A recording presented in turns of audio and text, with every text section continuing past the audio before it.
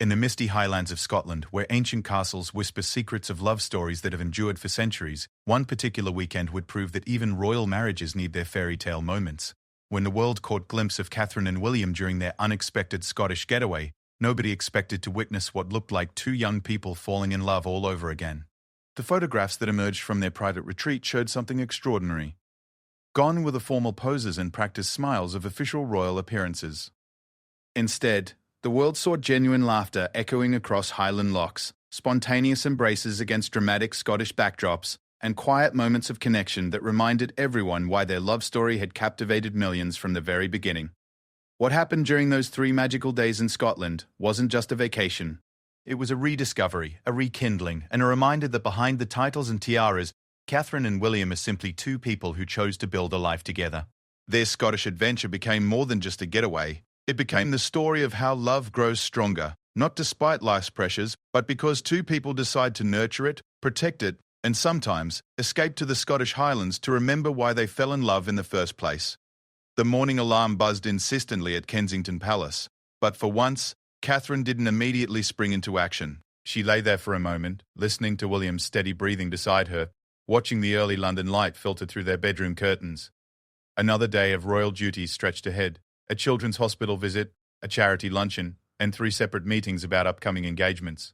The schedule had become so familiar, so predictable, that she could almost perform her duties in her sleep. William stirred beside her, his arm instinctively reaching across to pull her closer. Even half asleep, he seemed to sense her restlessness. This had been their pattern for months now, busy days filled with meaningful work, but somehow lacking the spontaneity and joy that had once defined their relationship. They were successful in their royal roles, beloved by the public, and committed to their causes. Yet something felt missing.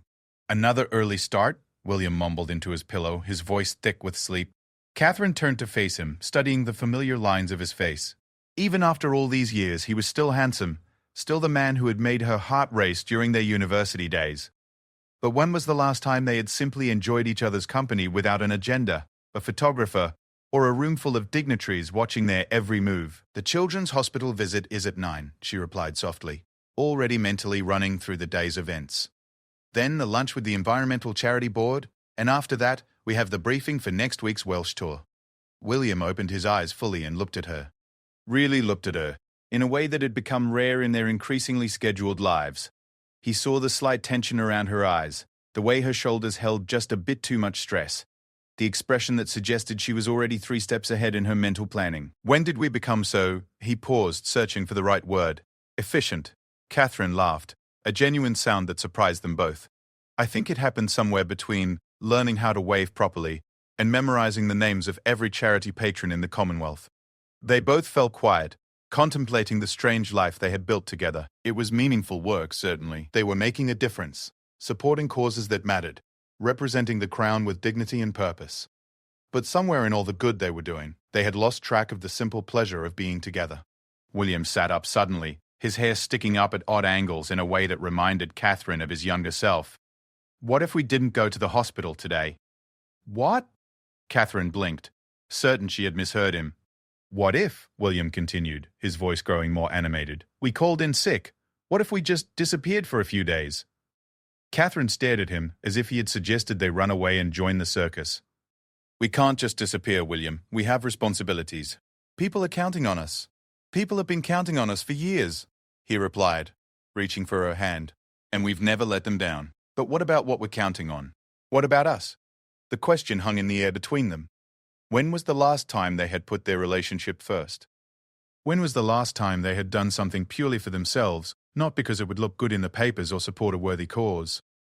Catherine's phone buzzed on the bedside table, undoubtedly her private secretary with final details for the day ahead. She looked at the screen but didn't pick it up. Instead, she found herself really considering William's suggestion for the first time. Where would we go? She asked quietly, as if even entertaining the idea might somehow make it real. William's face lit up with the kind of excitement she hadn't seen from him in months. Scotland, he said immediately. Remember that little cottage we found during our last official visit to the Highlands? The one tucked away near the loch, where that elderly couple invited us for tea. Catherine did remember. It had been one of those unplanned moments during a formal tour, when their car had broken down and they had sought shelter in a small village. The couple, the MacLeods, had been delightfully unconcerned with royal protocol and had simply invited them in for tea and biscuits by their fireplace. For an hour, they had just been Catherine and William, listening to stories about Highland life and forgetting entirely about cameras and schedules. Mrs. MacLeod said we were welcome any time. William continued, his enthusiasm building. She gave you her number, remember? She said the cottage next door was available for holiday lets, and she'd be happy to arrange something quiet for us. Catherine's practical mind immediately began listing all the reasons this was impossible. The security arrangements alone would take days to organize. Their absence would need to be explained to the press. The rescheduling would create a nightmare for their staff. But then she looked at William's face, saw the hope there, and realized how long it had been since she had seen him truly excited about anything personal. Their work was fulfilling, but it had gradually consumed everything else in their lives. The security team would have a fit, she said, but her tone suggested she was already wavering. Let them have a fit, William replied. We'll take minimal security, just enough to keep everyone happy. This doesn't have to be a state visit or an official engagement. It can just be a weekend away. Catherine's phone buzzed again, and this time she did pick it up. 3 missed calls from her private secretary, 2 from the hospital organizers, and a text message about a last-minute change to the lunch menu. The day was already spiraling into complexity before it had even properly begun. She made a decision that surprised even herself. Call Mrs. MacLeod, she said, setting her phone back down without answering any of the messages. Really? William asked, as if he couldn't quite believe she was agreeing to his spontaneous plan. Really? Catherine confirmed, feeling a flutter of excitement that she hadn't experienced in months. But we'll need to be clever about this. We can't just vanish without explanation. William was already reaching for his own phone. Leave that to me. I'll make some calls. We can say I've come down with something contagious. Food poisoning, maybe. Nothing serious, but enough that we'd need to cancel public appearances for a few days. And if anyone asks questions later, then we'll tell them the truth, William said, dialing Mrs. MacLeod's number. That sometimes even princes and princesses need a holiday. As William spoke to Mrs. MacLeod in hushed, excited tones, Catherine found herself looking around their bedroom with fresh eyes. The formal photographs of official events, the perfectly organized schedule book on her dresser, the stack of briefing papers for upcoming engagements, all of it suddenly felt less important than the man beside her planning their escape. Mrs. MacLeod, it turned out, was delighted to hear from them. Yes, the cottage was available. Yes, she could arrange everything discreetly. Yes, she would stock the refrigerator with simple food and make sure they had privacy. No, she wouldn't dream of mentioning their visit to anyone. Within an hour, their staff had been notified of William's sudden illness. Their engagements had been postponed, and a very confused but efficient security team was making arrangements for an impromptu trip to the Scottish Highlands. As they packed simple clothes, jeans, sweaters, hiking boots, things they rarely wore in their official lives, Catherine caught William watching her with an expression she remembered from their early dating days. What? She asked, pausing in her folding of a simple cotton shirt. I was just thinking, William said, about the last time we packed for a trip that was just for us. Really, just for us. Catherine considered this. Their honeymoon, perhaps? But even that had involved some official elements, some appearances for the cameras. Most of their travels in recent years had been working visits, with every meal planned, every conversation scheduled, every moment accounted for. I can't actually remember, she admitted. Well, William said, zipping up a small duffel bag that looked oddly foreign compared to the formal luggage they usually traveled with. I guess we're about to find out what that feels like. As their car pulled away from Kensington Palace, Catherine felt something she hadn't experienced in years, the thrill of the unknown. They weren't driving toward a predetermined schedule or a carefully planned itinerary. They were simply heading north toward Scotland, toward a small cottage by a loch, toward 3 days of being nothing more complicated than a husband and wife taking a holiday together. The London traffic gave way to countryside, then to the dramatic landscapes of the Scottish borders, and finally to the wild beauty of the Highlands. With each mile, Catherine felt the tension leaving her shoulders, felt herself relaxing into a version of herself that existed outside of royal duties and public expectations. Are you having second thoughts? William asked as they drove through a particularly stunning stretch of Highland scenery. Catherine looked out at the mountains rising dramatically around them, at the play of light and shadow on the ancient landscape, and felt something settling into place inside her chest.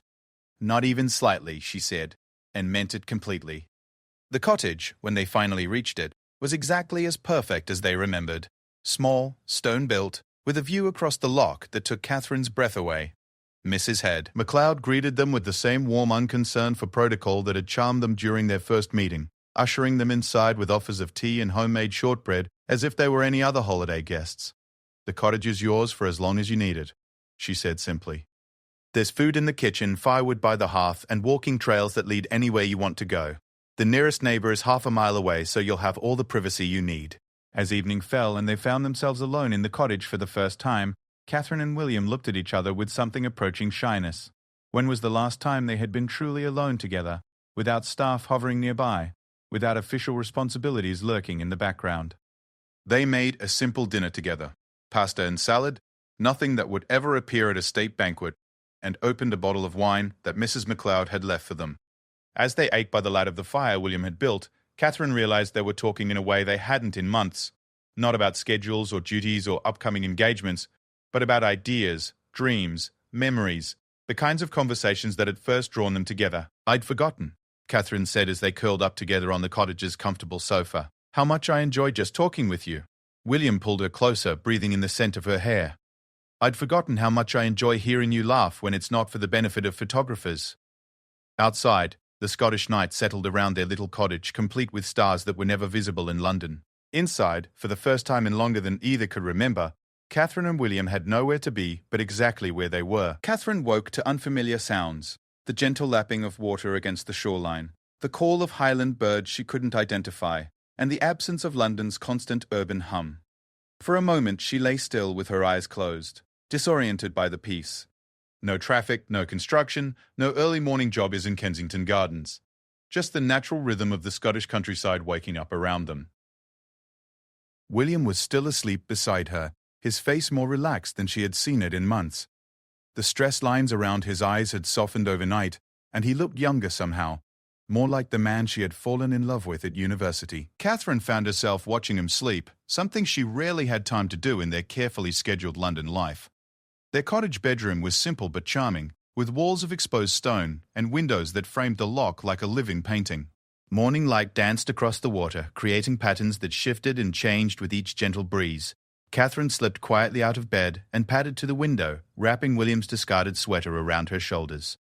The view was breathtaking in a way that no formal garden or palace vista could match. The loch stretched before them like a mirror, reflecting the surrounding mountains and the dramatic Scottish sky. A family of ducks glided past, leaving gentle V-shaped wakes in the water. In the distance, she could see the ruins of what might once have been a castle, now nothing more than romantic stones against the highland backdrop. "Beautiful morning," William's voice came from behind her, rough with sleep but warmer than it had sounded in weeks. "I was just thinking," Catherine said, not turning from the window. "When was the last time we woke up somewhere and had absolutely no idea what we were going to do with our day?" William joined her at the window, wrapping his arms around her from behind. "Honestly, I don't think we ever have. Even our honeymoon had scheduled activities." They stood together in comfortable silence, watching the morning develop across the loch. There was something deeply satisfying about having nowhere to be, no one expecting them, no predetermined schedule dictating their every move. "Mrs. MacLeod left us a note," William said, nodding toward a piece of paper on the bedside table. "She's invited us for breakfast, but only if we want to. Otherwise, she stocked our kitchen and suggested some walking trails." Catherine turned in his arms, studying his face. "What do you want to do?" The question was simple, but it felt revolutionary. When was the last time either of them had made a decision based purely on personal preference rather than duty, protocol, or public expectation? "I want," William said slowly, as if he were discovering his own desires as he spoke, "to make you breakfast. Real breakfast. Not something prepared by a chef and served on fine china. I want to figure out how that ancient coffee maker works, and I want to sit with you at that little kitchen table and read the local newspaper and have absolutely no idea what's happening in London today." Catherine felt something warm spreading through her chest. That sounds perfect. Making breakfast together turned out to be an adventure in itself. The cottage's kitchen was equipped with the basics, but nothing worked quite like the modern appliances they were used to.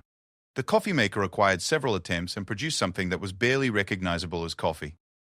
William's attempt at scrambled eggs resulted in what could charitably be described as breakfast sculpture.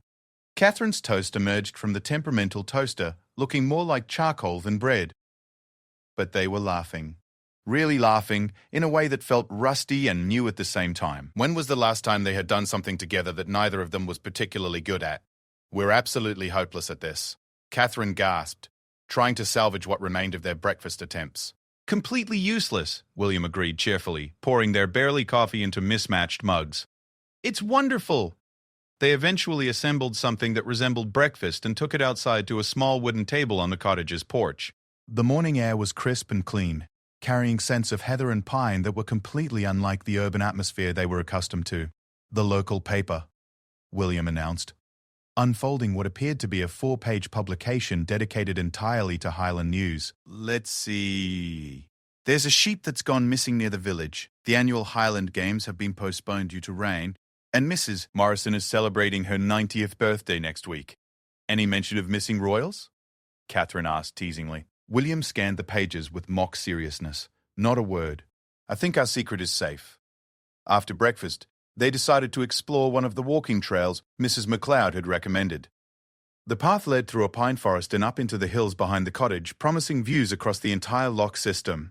Catherine hadn't been on a real hike, one that wasn't part of an official engagement or charity event, in years. The trail was more challenging than either of them had expected. Within an hour, they were both breathing hard, their cheeks flushed from exertion and fresh air. Catherine's hiking boots, purchased years ago but rarely used, were giving her blisters. William had developed a thin film of sweat despite the cool mountain air. Are we really this out of shape? Catherine panted as they paused to rest on a fallen log. Apparently so, William replied, breathing heavily. All those gym sessions at the palace and we can't handle a Scottish hiking trail.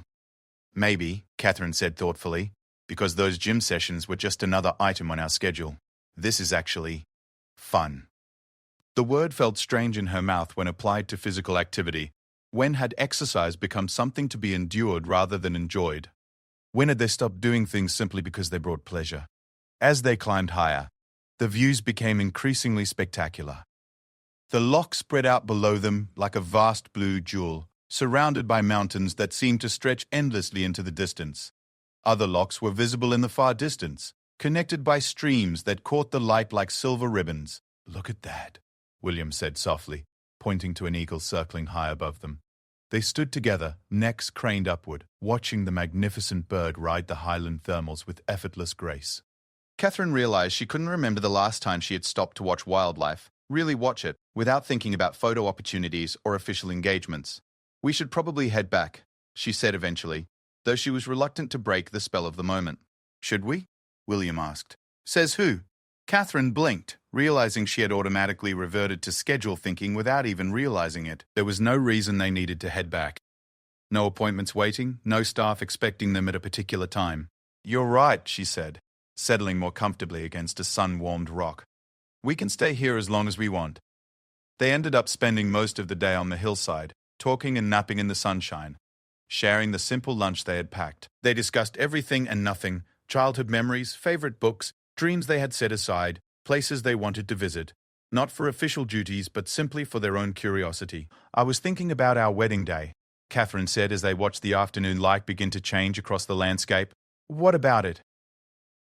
Remember that moment, just before we walked out onto the balcony at Buckingham Palace, when we were alone for about 30 seconds in that little anteroom? William smiled at the memory. You said something about hoping we'd still find time for moments like that. And you promised we would, Catherine continued. But we didn't, did we? We got so caught up in doing everything right, being the perfect royal couple, that we forgot about being us. William took her hand, intertwining their fingers in a gesture that felt both familiar and new. Maybe that's what this is about. Maybe we needed to come here to remember. As evening approached, they made their way back to the cottage, tired but exhilarated in a way that had nothing to do with royal duties successfully performed or public appearances well received. This tiredness came from physical activity chosen for pleasure, from a day spent entirely according to their own desires. Mrs. McLeod had left another surprise, fresh salmon from the local fishing boats and vegetables from her own garden, along with a note suggesting they might enjoy cooking together rather than dining out. The idea of preparing their own dinner, after years of meals prepared by palace chefs, felt like another small adventure. Cooking together revealed yet another layer of how much their lives had become compartmentalized. Catherine realized she barely knew what foods William actually preferred when he wasn't choosing from formal menus designed to please foreign dignitaries. William discovered that Catherine had strong opinions about seasoning and a natural instinct for cooking that had been buried under years of ceremonial meals. "You're actually quite good at this," he observed, watching her expertly flip the salmon in their small cottage pan. "I used to cook all the time, before," Catherine said, then paused. "Before everything became so formal, I suppose." They ate their self-prepared dinner by candlelight, not because it was romantic, but because they couldn't figure out how to work the cottage's overhead lighting system. The salmon was slightly overcooked, the vegetables were under-seasoned, and the wine was a simple local vintage that would never appear at a state dinner. It was the best meal either of them had enjoyed in years. "I have a confession," William said as they lingered over the last of their wine. "What's that?" "I turned my phone off completely this afternoon. Not just silent. Actually off." Catherine stared at him in amazement. "What if there's an emergency? The security detail knows where we are. If the world is ending, they'll find us." William paused. "When was the last time you were completely unreachable for an entire afternoon?" Catherine considered this question seriously. Even on their official holidays, even during their brief family vacations, they had always been connected, always available for urgent matters or last-minute changes to their schedules. "I honestly don't think I ever have been," she admitted. "Not since we married." "How does it feel?" Catherine sat quietly for a moment, taking inventory of her emotional state. Instead of the anxiety she would have expected, she felt something approaching peace. The world had continued to turn without her constant attention. No crises had erupted because she was unreachable for a few hours. "Terrifying and wonderful at the same time," she said finally. They spent the evening by the fire, reading books from the cottage's small collection, playing card games with a deck that had seen better days, and talking in the comfortable, meandering way of people who have nowhere else to be. Catherine found herself studying William's hands as he dealt cards, remembering when those same hands had been young and uncertain, when holding them had felt like the most daring thing she could do. "What are you thinking about?" William asked, catching her watching him. "How your hands have changed," Catherine said honestly. "They're stronger now, more confident. But they're still the same hands that were shaking when you proposed." William looked down at his own hands with surprise, as if seeing them for the first time. "Were they really shaking?" "Terribly," Catherine confirmed. "I thought you might drop the ring." They both laughed at the memory, and Catherine realized how rarely they talked about their early days together anymore. Their official biographies covered their courtship and engagement, but those clinical summaries bore no resemblance to the reality of two young people nervously navigating their feelings for each other.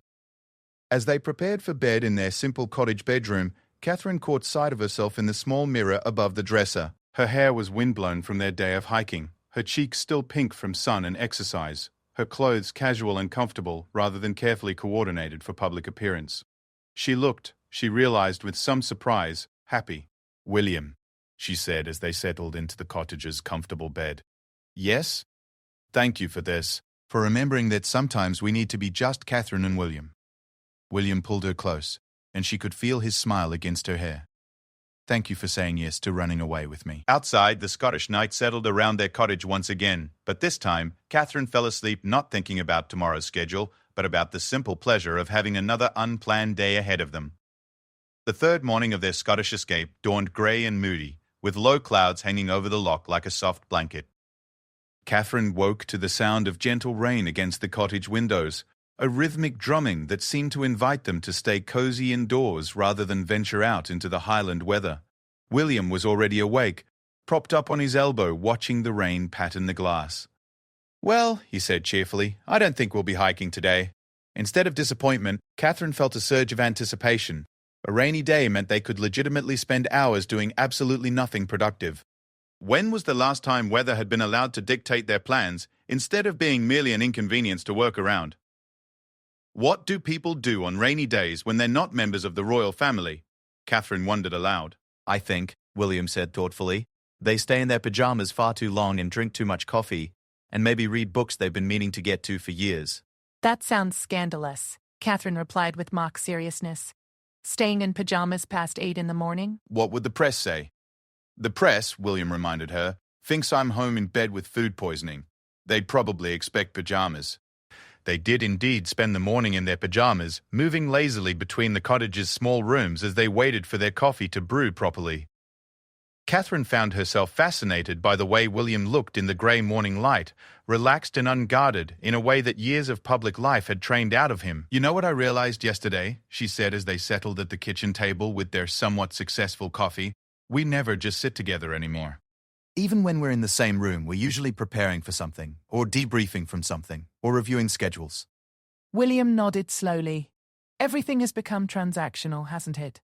Even our private time feels like preparation for the next public moment.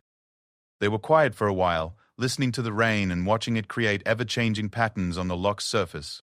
The weather had transformed the highland landscape into something even more dramatic, all mist and mystery and subtle colors that shifted with each change in the light.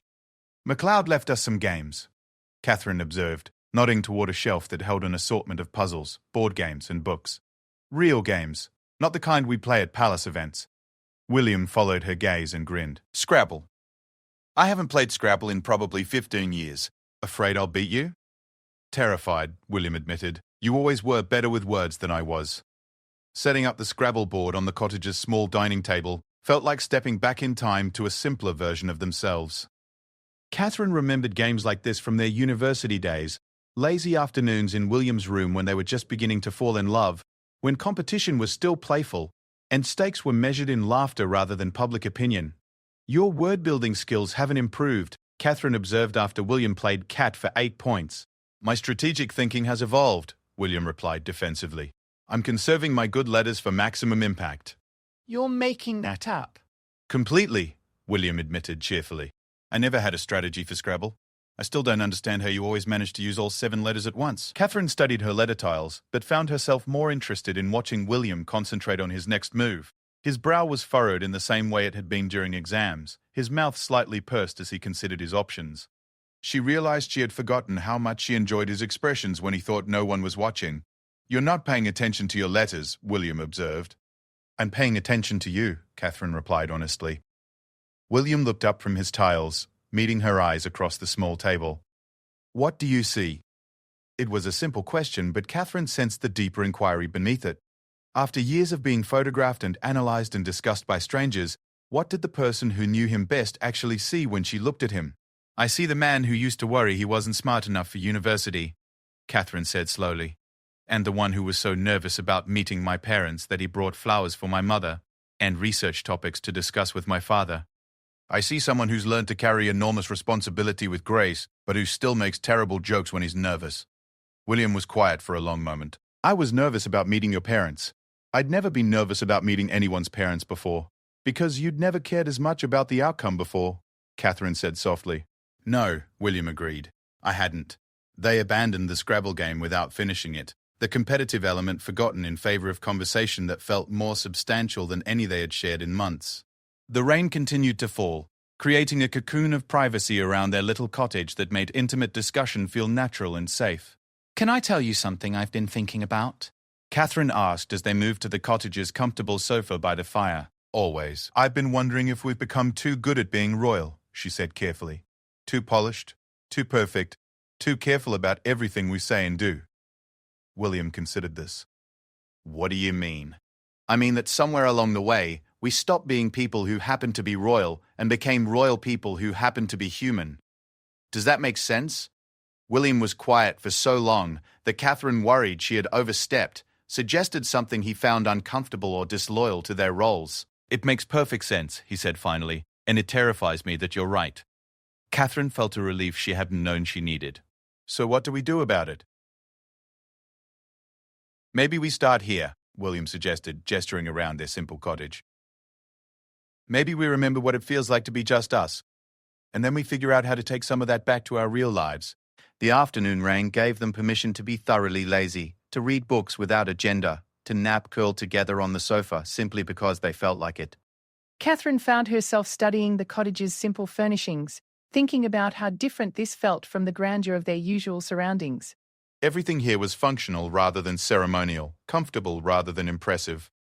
The sofa was slightly worn but perfectly shaped for curling up together. The coffee table bore water rings from previous guests' mugs. The books on the shelves were well read rather than decorative. Do you ever wonder what our life would have been like if we were just normal? Catherine asked as they shared a pot of afternoon tea. William was quiet for a moment. Do you mean, do I ever wish we were normal? I don't know what I mean, exactly. I love what we do, the causes we support, the difference we can make.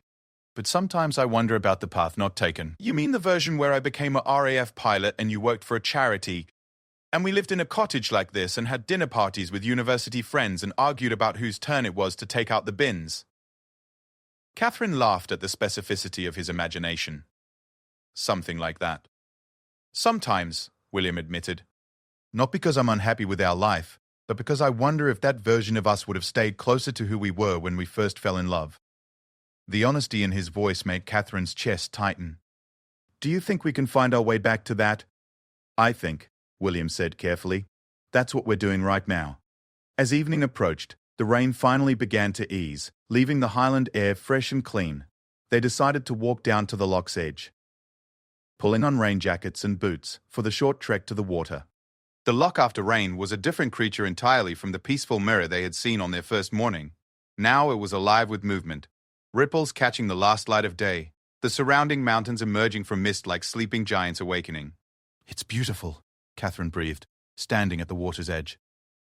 You're beautiful, William replied, and something in his voice made her turn to look at him. He was watching her with an expression she recognized from their wedding day, from the moment he had first told her he loved her, from all the significant moments in their relationship, when he had looked at her as if she was something wonderful that had unexpectedly entered his life. William, I mean it, he said, stepping closer to her. Standing here with your hair curling from the rain and your cheeks pink from the cold, wearing practical boots instead of designer heels, you look exactly like the woman I fell in love with at university. Catherine felt tears prick her eyes, though she couldn't have explained why. I feel like her again, here with you. William reached out to touch her face, his thumb brushing away a raindrop that had gathered on her cheekbone. I want to remember this moment exactly as it is. I want to remember how you look right now, how this feels. Standing by the loch in the fading highland light, Catherine understood what he meant. This moment felt precious not because it was grand or significant in any public way, but because it was purely theirs. No cameras, no obligations, no one watching or analyzing or commenting on their every gesture. Kiss me, she said simply. William didn't hesitate. His kiss was soft and sure, tasting of rain and tea and the freedom they had found in this remote corner of Scotland. Catherine felt herself melting into him, her hands fisting in his jacket to pull him closer. When they finally broke apart, both were breathing hard, and Catherine realized it had been months since they had kissed like that, not for cameras or as part of public affection, but simply because they wanted to, needed to, couldn't imagine not kissing in that moment. Come on, William said, taking her hand. Let's go home. Home, Catherine realized as they walked back to their cottage hand in hand, was exactly what this little highland retreat had become. Not the grand palaces they officially resided in, but this simple place where they could remember how to be themselves. That evening, they cooked together again, this time with more success and fewer disasters. They shared a bottle of wine that Mrs. Botcher MacLeod had recommended from the local vineyard, and talked about their children, their work, their hopes for the future, but also about lighter things, books they had enjoyed, places they wanted to travel to for pure pleasure, memories from their university days that they rarely had time to revisit. I've been thinking about something you said, William told her as they cleared their dinner dishes. What's that? About becoming too good at being royal. I think you're right, and I think we need to be careful about that when we go back to London. Catherine paused in her dish drying. How do we do that? Maybe we start small, William suggested. Maybe we protect some time that's just for us, even if it's only an hour a week. Maybe we cook dinner together sometimes, instead of always having it prepared for us. Maybe we take walks in Kensington Gardens just because we enjoy walking, not because it's good exercise or good publicity. Maybe we remember that we're people first, Catherine added. People first, William agreed. I like that. As they settled in for their third night in the cottage, Catherine reflected on how much had shifted in just a few days, not just in their relationship, but in how she felt about herself, about their life together, about what really mattered. William, she said as they lay together in the cottage's comfortable bed, whatever happens when we go back to our real lives, I want you to know that this has been perfect. Not perfect in a royal way, but perfect in a human way. William pulled her closer, pressing a kiss to the top of her head. It has been, hasn't it? We should do this more often. Run away to Scotland? Remember how to be us, William clarified. However that looks.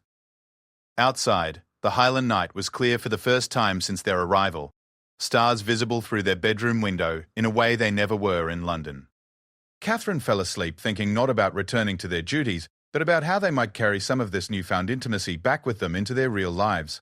Their final morning in Scotland arrived with brilliant sunshine that seemed to have washed the Highland landscape clean. Catherine woke early, drawn to the cottage window by the sound of birds and the unusual brightness of the light.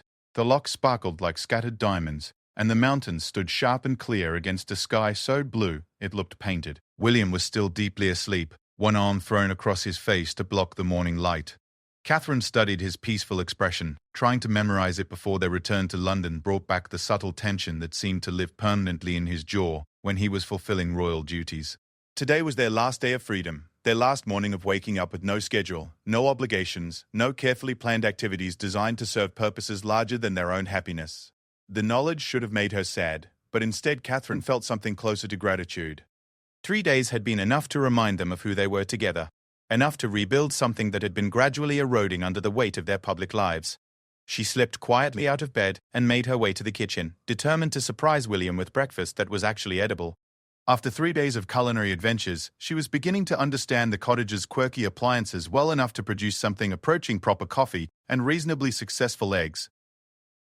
As she worked, Catherine found herself planning, not in the compulsive, schedule-driven way that had dominated her thinking for years, but in a hopeful, creative way that felt completely different. How could they protect what they had rediscovered here? How could they make space in their royal lives for the simple intimacy they had rebuilt? Something smells actually appetizing. William's voice came from the kitchen doorway. Catherine turned to find him leaning against the frame, hair tousled, wearing the simple cotton t-shirt and flannel pajama pants that made him look more like a university student than a future king. Don't get too excited, she warned, gesturing toward the stove. I manage proper coffee and eggs that aren't burned, but I wouldn't call it a culinary triumph. William wrapped his arms around her from behind, resting his chin on her shoulder to watch her cooking. It smells better than anything we've had prepared for us at the palace in months. That's probably because you helped shop for the ingredients and you know exactly how much effort went into not burning anything. Or, William suggested, it's because you made it for me, not for protocol or nutrition or any reason other than wanting to do something nice. Catherine leaned back against his warmth, understanding exactly what he meant. Every meal in their official lives served multiple purposes: diplomatic, nutritional, ceremonial. This simple breakfast existed only because she wanted to make him happy, and somehow that transformed even basic scrambled eggs into something precious. They ate breakfast on the cottage porch one last time, savoring both the food and the peaceful morning sounds of the Highland countryside. The familiarity of the routine they had established in just 3 days felt both comforting and bittersweet. What's the first thing you want to do when we get home? Catherine asked, though she wasn't sure she really wanted to hear the answer. William was quiet for a moment, and Catherine could practically see him, mentally reviewing the schedule that would be waiting for them. Honestly, the first thing I want to do is find a way to build a fire in our fireplace at Kensington Palace. When was the last time we actually used our own fireplace? Catherine blinked, realizing she couldn't remember the last time they had sat by their own fire rather than attending formal dinners or official receptions. We have a fireplace, she said slowly, as if discovering this fact for the first time. We have several fireplaces, William pointed out, and I don't think we've used any of them for anything other than decoration in years. That's going to change, Catherine declared with sudden determination. Is it? Yes. Tonight, when we get home, we're going to light a fire and have dinner in front of it. Just us. No staff, no formal dining room, no agenda, other than sitting together by our own fireplace. William smiled, the expression reaching his eyes in a way that had been rare before their Scottish escape. I'd like that very much. They decided to spend their final hours at the cottage walking the longer trail that led to the small village where Mrs. MacLeod lived.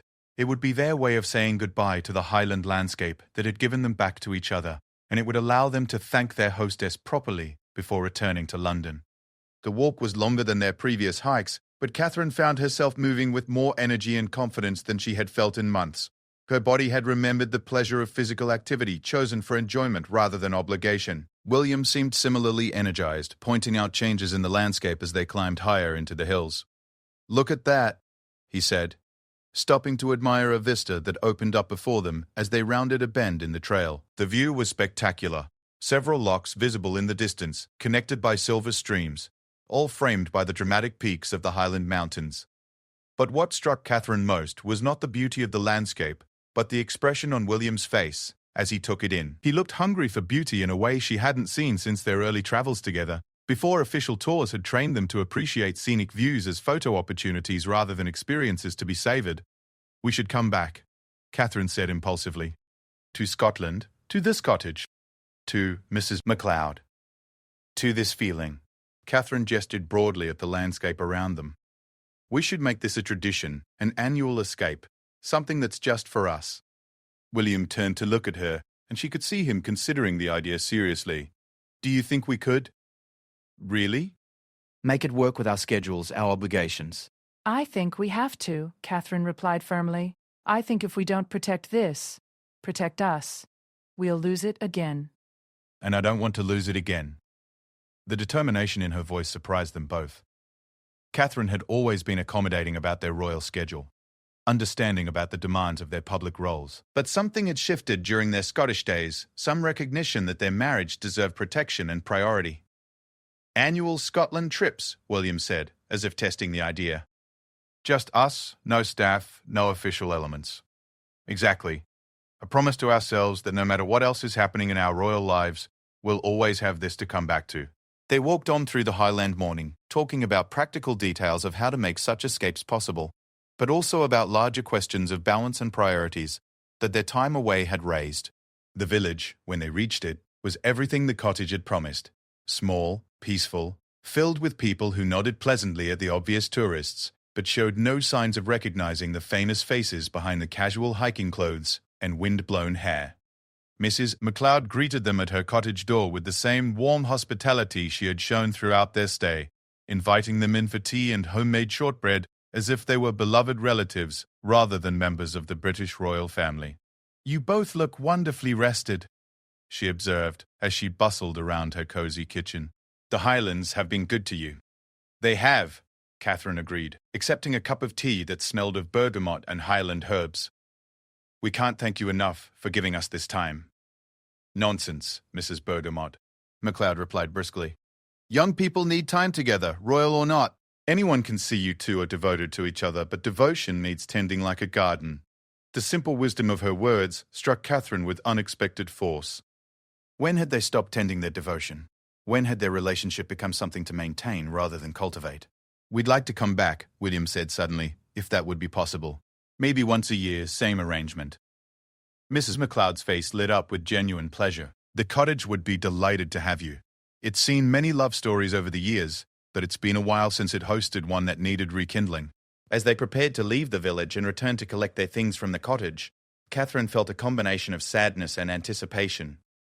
Sadness to be leaving this place that had given them so much, but anticipation for the challenge of taking what they had learned back into their real lives. The drive back to the cottage was quiet, both of them lost in their own thoughts about the transition ahead.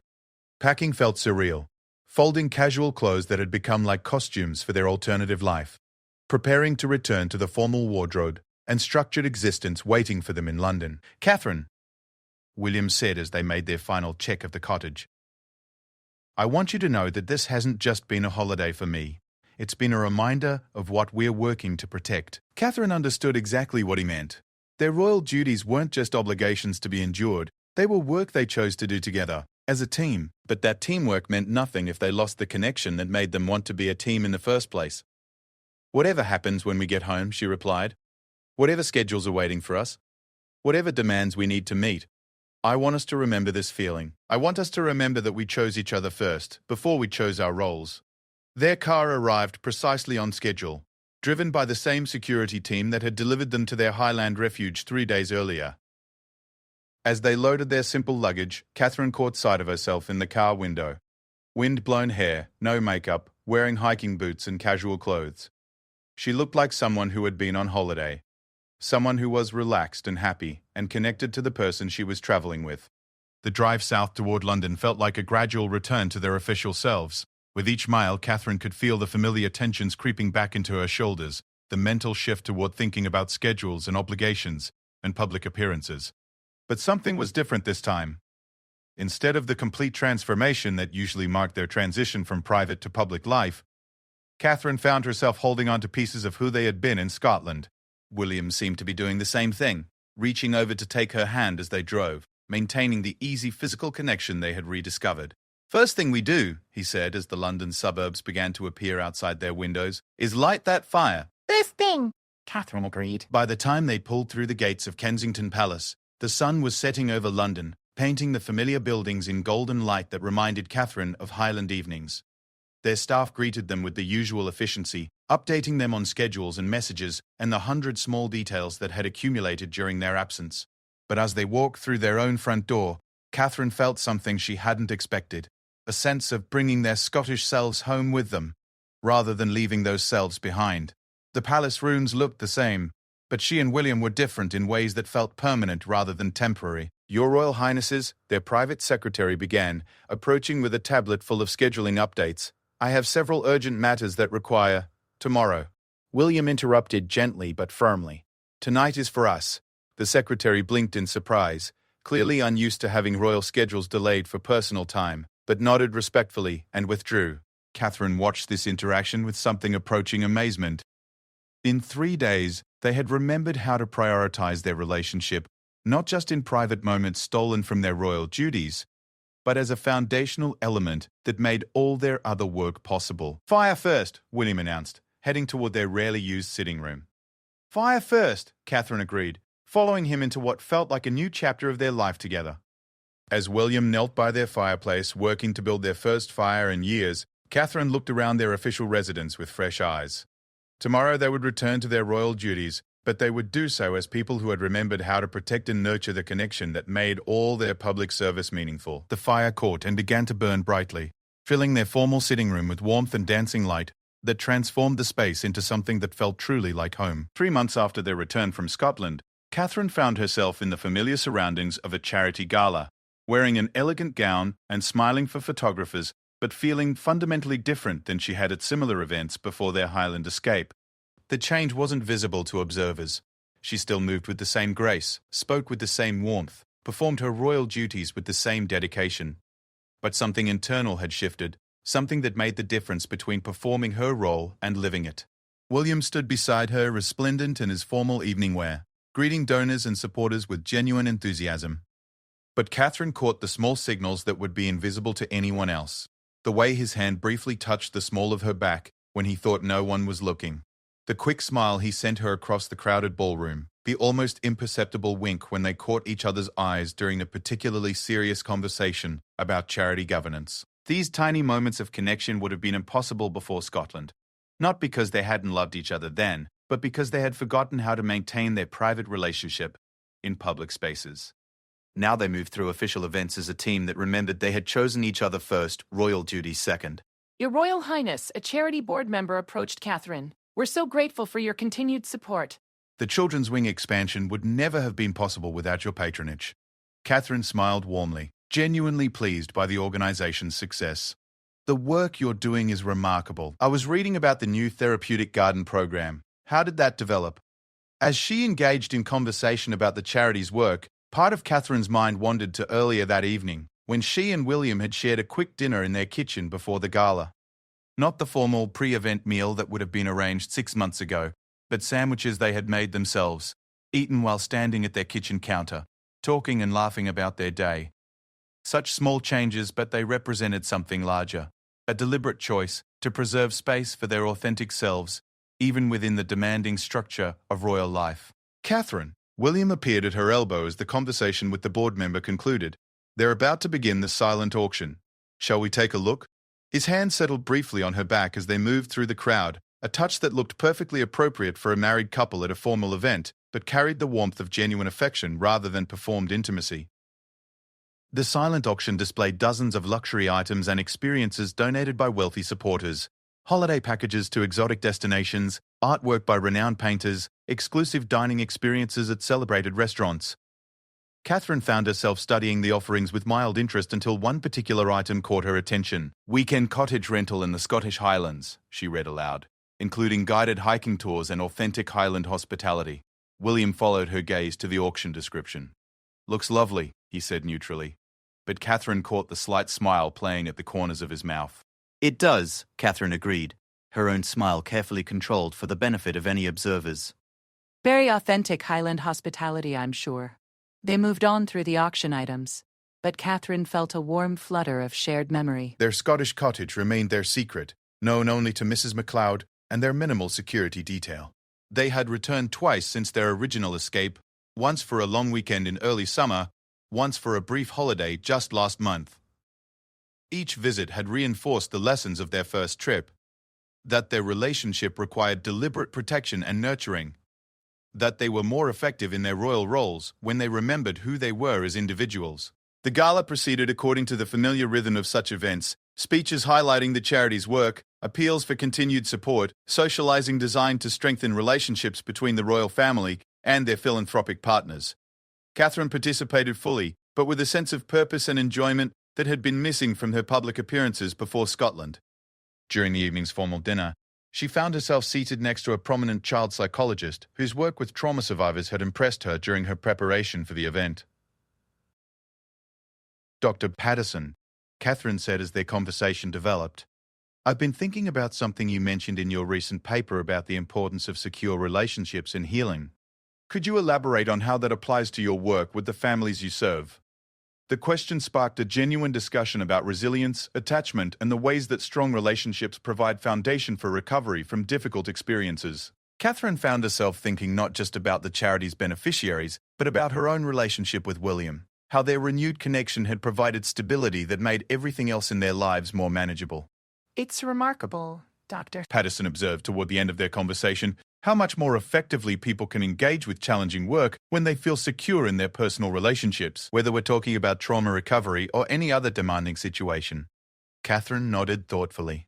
Security in relationship creates capacity for everything else. Exactly. When people don't have to worry about the foundation, they can focus their energy on building upward. The insight resonated deeply with Catherine's recent experience. Before Scotland, she and William had been expending enormous amounts of energy simply maintaining their relationship while fulfilling their royal duties. Now that they had rebuilt that foundation, they found themselves more creative, more engaged, more genuinely enthusiastic about their work. As the evening wound down, Catherine and William made their gracious farewells and prepared to return home. The car ride back to Kensington Palace was comfortable and quiet, both of them processing the evening's conversations and connections. "Successful evening," William observed as they settled into the car's comfortable seats. "Very," Catherine agreed. "I particularly enjoyed talking with Dr. Bonticher Patterson about relationship security and resilience. Her insights about how strong personal connections enable everything else rang very true to me." William turned to study her profile in the passing streetlights. "Because of us? Because of what we learned in Scotland?" "Among other things," Catherine replied. "I keep thinking about how much more present I am at these events now. Before, I was always managing multiple layers of performance, being appropriately royal, being personally engaged, maintaining the right distance, showing genuine interest. Now I can just be, because I'm not worried about us." William reached for her hand, intertwining their fingers in the gesture that had become natural again since their Highland retreat. "I know exactly what you mean. When I'm confident about our foundation, everything else feels more manageable." As their car pulled through the palace gates, Catherine reflected on how different coming home felt now compared to 6 months earlier. Then, returning from royal events had often felt like transitioning from one performance to another, public performance to private performance, both maintaining careful distance from their authentic selves. Now, coming home meant returning to the people they were together, the relationship they had chosen to prioritize and protect. Their evening routine had evolved since Scotland into something that honored both their official responsibilities and their personal connection. They changed out of their formal wear together, debriefed about the evening's conversations and connections, and then settled into their sitting room, the same room where William had built their first fire upon returning from Scotland. Tonight, as had become their custom, William built another fire while Catherine made tea. Simple domestic tasks that would have been performed by staff in their previous life, but which now served as transition rituals between their public and private selves. "I've been thinking about something," Catherine said as they settled onto their sofa with their tea, the fire casting dancing shadows around their comfortable sitting room. "What's that?" "About Dr. Patterson's research, about relationship security enabling other work. I wonder if part of our responsibility as public figures is modeling that, showing what it looks like when people prioritize their relationships while still fulfilling their obligations to others." William considered this idea, watching the flames flicker in their fireplace. "You mean being intentional about letting people see that we work to maintain our connection? Not in a way that's performative or oversharing," Catherine clarified, "but maybe being less afraid to show genuine affection, less worried about appearing too personal or too human." "I like that idea," William said slowly. "I think people need to see that relationships require deliberate attention, even good ones, especially good ones." They talked quietly about ways they might model healthy relationship priorities without compromising appropriate royal boundaries. Small changes, being more natural in their physical affection during public appearances, talking more openly about the importance of marriage and partnership, being honest about the work required to maintain strong relationships. Speaking of which, William said as their conversation wound down, "Mrs. McLeod called today. She wanted to know if we'd like to reserve the cottage for the same dates next spring." Catherine felt the familiar flutter of anticipation that accompanied thoughts of their Highland retreat. "What did you tell her?" "That we'd get back to her, but that I couldn't imagine a year without our Scottish escape." Neither can I, Catherine admitted. "Those trips have become essential. Not just nice, but actually necessary for maintaining who we are together." William set down his empty teacup and turned to face her more directly. "Can I tell you something that might sound strange? Always. I think I'm more myself when we're in Scotland, but I'm also more myself here at home now because of what we remember there. Does that make sense?" Catherine understood perfectly. Scotland reminds us who we are together, without all the external pressures. But then we bring that knowledge back and apply it to our real lives. Exactly. We don't use Scotland to escape our lives, we use it to remember how to live our lives authentically. As they prepared for bed that evening, Catherine caught sight of herself in their bathroom mirror. She looked exactly like someone who had attended a successful charity gala, slightly tired from a long evening of socializing, but satisfied with meaningful conversations and productive connections. But she also looked like someone who was secure in her most important relationship, someone who didn't have to choose between personal happiness and professional fulfillment. "William," she said as they settled into their bed, "do you remember what you said on our first morning in Scotland? About wanting to figure out what we were going to do with a day when we had absolutely no schedule?" "I remember. I was thinking tonight that we've gotten better at that. Not just in Scotland, but here. We've learned to protect spontaneous time, unscheduled moments, space for just being together." William pulled her close and Catherine could feel his smile against her hair. "We've learned that protecting our relationship isn't selfish, it's necessary for everything else we want to accomplish." Outside their bedroom windows, London continued its restless urban rhythm. But inside their palace home, Catherine and William had created something quieter and more sustainable. Not the passionate romance of their early courtship, nor the careful performance of their early royal years, but something deeper and more resilient, a partnership that had learned to nurture itself while serving others. As Catherine drifted towards sleep, she thought about tomorrow's schedule: a school visit in the morning, lunch with Parliament members, an afternoon meeting about mental health initiatives. Full days of meaningful work, but work they would approach as people who had remembered how to be happy together. Their Scottish adventure had ended months ago, but its effects continued to ripple through their daily lives in ways both small and profound. They had not just rekindled their romance, they had learned to sustain it within the complex reality of their public roles. Most importantly, they had discovered that choosing to prioritize their relationship didn't diminish their service to others, it enhanced it. When two people are secure in their connection, when they remember why they chose each other and continue choosing each other daily, they have more to offer the world, not less. In the morning, they would return to their royal duties with renewed energy and authentic partnership. But tonight, they were simply Catherine and William, two people who had learned to protect what mattered most while building a life dedicated to service. Their Highland retreat had taught them that these goals were not contradictory but complementary, that the strongest foundation for serving others was a relationship built on genuine love, deliberately nurtured and carefully protected. The fire in their sitting room would burn down to embers by morning, but the warmth they had built together would continue to sustain them through all the scheduled days and royal obligations ahead. Scotland had reminded them who they were together. Now they knew how to remain those people, no matter where their duties called them to serve.